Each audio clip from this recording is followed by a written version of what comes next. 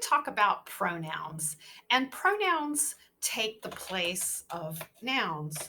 So remember, nouns are person, place, thing, or idea. So they take the place of nouns, or they refer to a noun. And this will make sense when we look at some of the different ways that they are used. So the first pronouns that we have are subject pronouns, and I prefer to do it a little differently than what our book does. I like to put it in the way that you're going to see it when you take a Spanish class or a French class. When we talk about having first, second, and third person, you may, if you've taken Spanish, you have yo, tú, usted. In English, we have the same thing. Sometimes we don't talk about it, but I am going to give you this because it will help you. So, in the first person singular, we have I. Second person is you. Third person is he, she, and it. And these can all be subjects of the subjects of the verb, and we use the pronoun. So I would say, I am going, you are going, he is going, she is going. So these are the pronouns that we need to use when they are doing the action in the sentence, or the being in the sentence. So I becomes we. In the plural. You is going to stay the same, and we're going to say you. And in the third person, we're going to say they for our subject pronoun. Okay, so these are our subject pronouns. And one of the things that happens, though, is I'm seeing some of you write sentences like, me and Tanya are going to the store. I'm an English teacher. My kids sometimes will even say things like this. And I said, really? Really, you're going to say this? Well, here's what you need to do. You need to act like you're being really super polite, and you always put yourself last, or whatever pronoun you're using as last. And you're going to say, Tanya and me. Now, I'm going to test my pronoun alone. So I'm going to forget about Tanya and I would say, me are going, or me am going. I would never say that. So I know that I need to say I would say I am, but when it's Tanya and I, that's just like they, because there's two of us, are going. And so you will see to always test your pronoun alone when you are checking to see if it is right. And then you'll figure out if you need to have a subject pronoun. Okay. Next, we have object pronouns, and I'm sure you've talked about some grammar somewhere. We have things like direct objects, and they're the things that are receiving, and we kind of use them naturally in English, except sometimes when we have a group. And so when we have other people in our group, we get confused. Now, in the object pronoun, we also have first, second, and third. So we're going to have me. You doesn't change very much in English. We're going to have you. Let me put a space there. We're going to have you, and then we're going to have him, her, and it. Okay. So, and then in the plural, we're going to have sorry, us. I was getting ahead of myself. We're going to have us. We're going to have you, and we're going to have them. So, for example, if I said to you, do you want to go with Tanya and I'm going to make a mistake on purpose here, a lot of times people think, oh, I is the correct one. It sounds more educated. Well, it's not unless you're using it correctly. Now, you would never say, do you want to go with I? But you would say, do you want to go with me? Okay.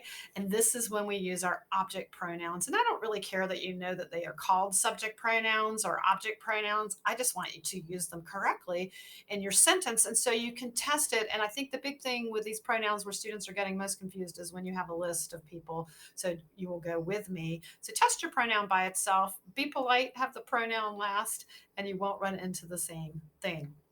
All right, we've just talked about apostrophes, and now I'm going to tell you something that sounds like a total contradiction. Remember with nouns, like we had girls and boys and women and men, and we needed an apostrophe S or an S apostrophe on some of those words. The possessive pronouns show ownership. They show possession.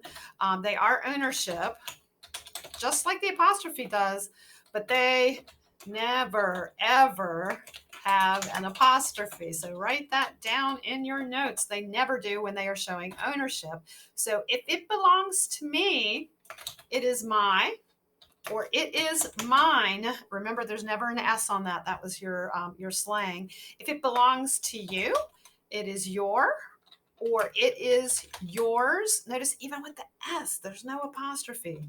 If it belongs to him, it is his. If it belongs to her, it is her, or it is hers. If it belongs to it, like it's air conditioning, it's going to be its, ITS. Remember, IT apostrophe S is the one that means it is. All right, in the plural, if it belongs to us, it is our, or it is ours. Notice that we use our homework, but yes, it is ours when we don't have the noun after it is how we would use it.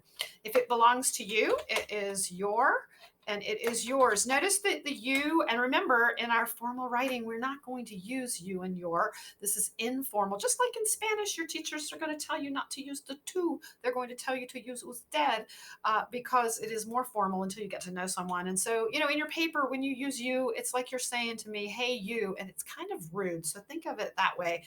You always want to be polite in your formal writing. If it belongs to them, it is their. Make sure you're not getting it confused with THERE. This is this one that is there, or it is theirs. Okay, we have one more kind of possessive pronoun, or I'm sorry, of personal pronouns that I want to talk about, and these are called reflexive. And you can think of them. I like to think of they like a reflection. It sounds very similar in the mirror, and we can only use them when we're being reflexive. And I'll give you the first one. If I'm talking about me, I'm talking about myself. Okay. And I see people use this one incorrectly all the time. And again, they're trying to sound really educated. They'll say, my colleagues and myself are going to the retreat in Hawaii or something, And I always think, oh, well, no, this is not what we would say. We would say my colleagues and I are going.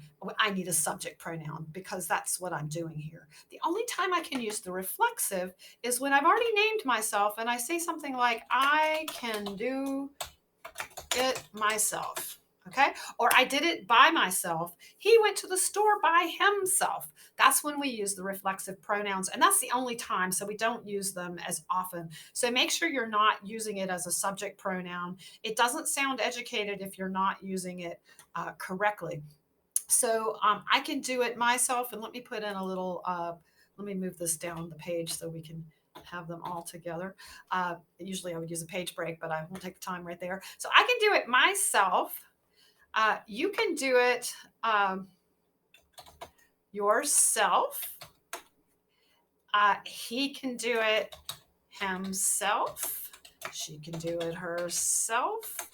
And it can do it itself. And you might be saying, well, when in the world would you use itself? And I would say to you, oh, I got one of those new smart TVs, and if I leave it on too long, it turns itself off.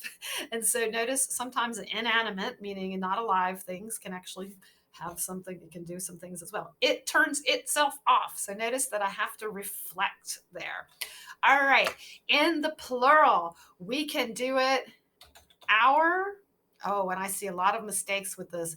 Ourselves, okay? Notice that we've changed self to the plural selves. You can see like the word elves right there, ourselves. Now, this is the one time this one is going to change because if I'm talking about a group of you, I'm going to say you can do it yourselves. And we can say that you can, they can do it. Let's see what you're going to say. It is themselves. Anything else is slang and wrong. There's no their selves. There's no his. Notice this is himself. So if you're using anything other than these, different spellings, then you are using sort of a slang formation of these words. So all of these, you should copy all of these down. You can come back and watch this video again. You should have this in your notes. By the way, I'm really a big fan of the screenshot. So while you're watching any of these videos, like I can just sit here and go print screen. You can look up the command for yours. I got another external keyboard and it just has a key that says print screen. And that way I can keep that in my notes if I want to. The best way to remember, though, is to have an old fashioned notebook and a pencil or a pen and write it down. You're going to have a quiz on these. They're going to be looking at some of these things. They might even throw in some apostrophes that are not supposed to be there in your pronoun quiz. So come back and look at this if you need to.